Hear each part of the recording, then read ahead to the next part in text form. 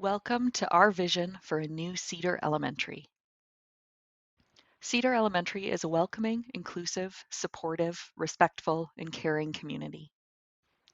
The school staff strive to provide a positive and enriching environment that creates and fosters kind and compassionate learners. The staff in the school are doing a noble job of providing strong educational opportunities for their students, but they are working in what, at best, could be described as a very difficult situation, a situation that the Board of Education for School District 72 believes should be addressed as soon as possible, as Cedar Elementary School has some serious needs. Cedar Elementary was built in two phases, the first in 1957 and the second in 1964. Under the province's own Facility Condition Index, a comparative indicator of the relative conditions of facilities, Cedar Elementary ranks at 0.71, which is well into the range for buildings rated in the very poor condition of a scale of 0.61 to 1.00. The floor joists have settled over time, causing the linoleum flooring to crack, break, and buckle throughout. There are 8 visible fissures in the floor that are a tripping hazard, or the floor undulates where the linoleum is not broken. The building contains lead pipes. Remediation includes filters to treat water coming from these pipes to drinking fountains and a bottle filling station. The water for each has to be run for 60 seconds at the beginning of each day. 2 hallway fountains and all classroom fountains have had to be shut off and labeled to not have people drink from them. Wall panels contain asbestos. Staples and push pins cannot be used to fasten student artwork inside the school because of the hazard. Repairs that involve walls must be patched using wood or metal plates over glue sealant and must be done when school is not in session to allow for draping systems and fans to protect workers. The gym is undersized and separated from the main building. It is accessed by going outside into the weather on a walkway that is covered by a seriously deteriorated overhead covering. As a detached gym with 4 exposed walls, energy efficiency is a concern.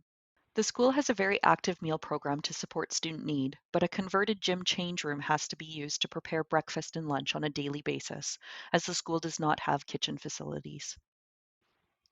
Counseling services and Indigenous support has to take place in another converted change room. Having the gym, meal program, and counseling areas in another building poses security and safety concerns. The covered area is isolated from observation and lends to activity that compromises the safety of staff and students, especially when staff are working late. Frequently, before school, the principal must do a cleanup after the previous night's activities, removing broken glass, drug paraphernalia, garbage, etc. Cedar Elementary was designed for another era of education and has few dedicated spaces for specialist or itinerant staff to work. The school is often unable to accommodate the needs of students and the work of specialists, counselors, therapists, public health, and others. A workspace for students working one-on-one with an adult has been created in the library office book room by hanging a curtain to separate the space. According to the 2020 Seismic Project Request Fact Sheet, a complete seismic upgrade of the school is estimated to cost $7.12 million, which with recent cost increases may be low. The previous principal has also shared that a common reason for transfer requests to attend a different school is due to parents' dissatisfaction with the condition of the building. Historically, between 56 and 71% of Cedar students have one or more of the risk factors identified by the Early Development Index.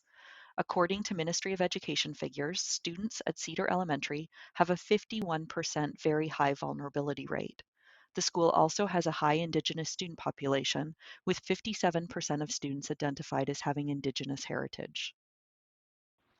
Schools are the heart of the community, and this is an opportunity to truly make Cedar Elementary reflective and responsive to the needs of the community it serves.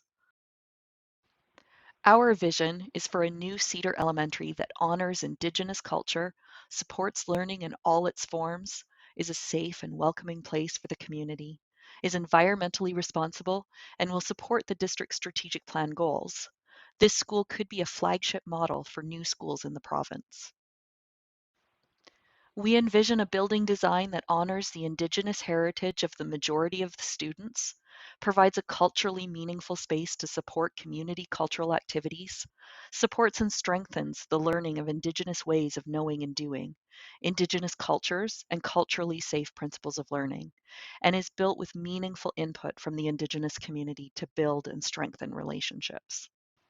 Our hope would be to have space available within the building for district and outside support services, and that Cedar Elementary could become a neighborhood learning center that includes a community daycare, allow for buddy programs with school students, better support vulnerable and special needs students with a sensory room and workspaces to have community workers and supports at the school to provide community, learning, recreational, and cultural services. Most importantly, though, we would like to see a new Cedar Elementary that is reflective of 21st century learning and resolves the long-standing safety concerns. We are hoping to build community excitement and support for this project. Again, schools are the heart of the community, and we believe there's an exciting opportunity to make Cedar Elementary a model for a new approach to inclusive education. Gila Kesla, thank you. For more details, visit www.sd72.bc.ca.